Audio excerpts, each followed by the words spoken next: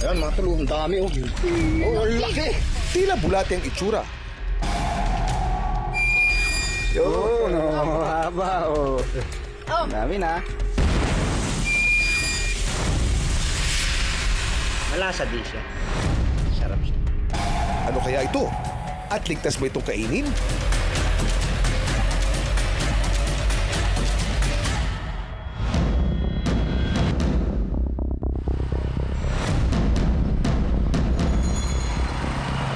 Ang mga lalaki sa video nakilala namin sa Pola Oriental Mindoro.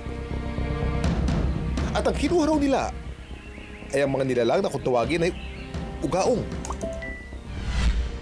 Sa videong ito, laking gulat nila nang iahon nila ang tipak ng bato. Ay, ang laki mga tol, oh. Tumambad sa kanila ang naglalaki ang mga ugaong.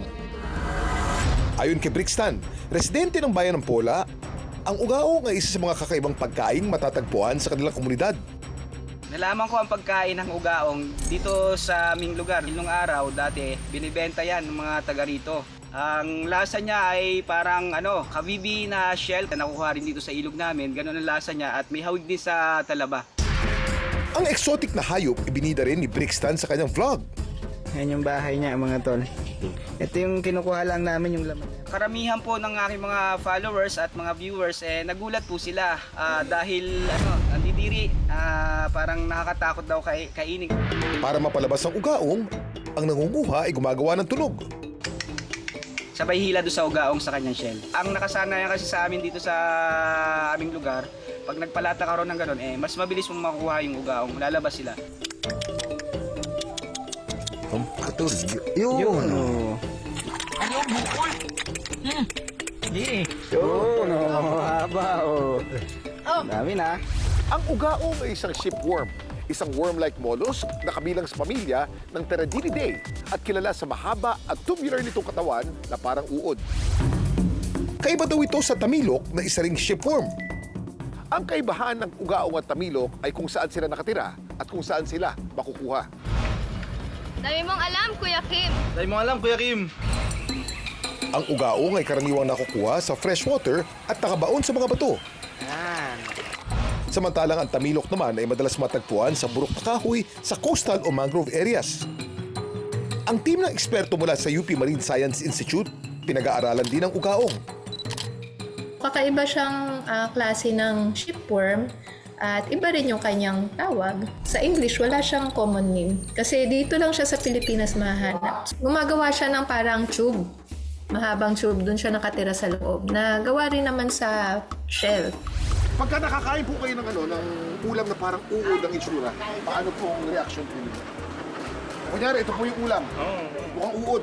Paano po? Hindi ka pa natitikman, sir. O, tingnan mo muna. Tingnan mo. Masarap, sir. Ang ugaong paborito ng ulamin sa kanilang lugar. Kaya naman hinamon namin sina Brixton ay handa ang best ulam nila gamit ang ugaong. Bago ang pagluluto, siyempre, nanguha muna sila ng ugaong.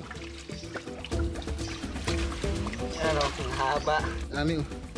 Bigat. Dami ito.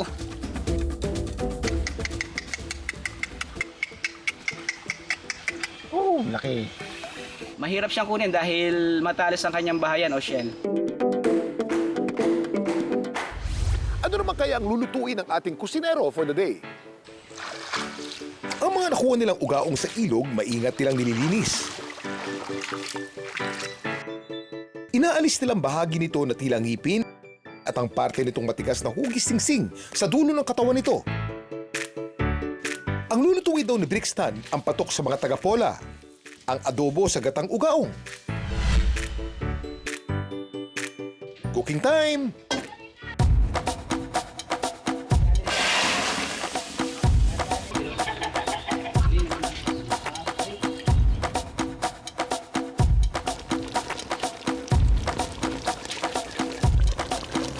Makalipas ang ilang minuto, ready to serve na ang adobo sa gatang ugaong.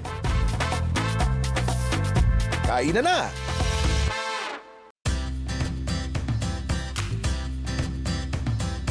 Malasa din siya. Sarap siya. Nasa po siyang kabili. Parang naawig siya sa mga ginataang lukan, kabibi, na gayon. Sa pagkain po ng ugaong, wala naman po akong naranasan na sumama ang aking pakiramdam. Safe nga ba talagang kainin ng ganitong shipworm?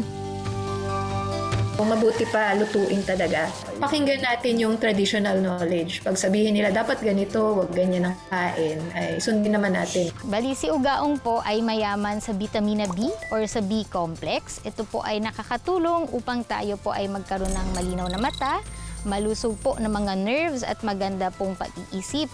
Meron din po itong mga good cholesterol katulad po ng omega-3 at omega-6. Nakakatulong po ito upang maging malusog ang ating puso. Ang importante lang po talaga ay ligtas yung pagkukunan nila. Hindi talaga tayo o madidismaya sa mga kakaibang pagkain na bigay sa atin ng kalikasan.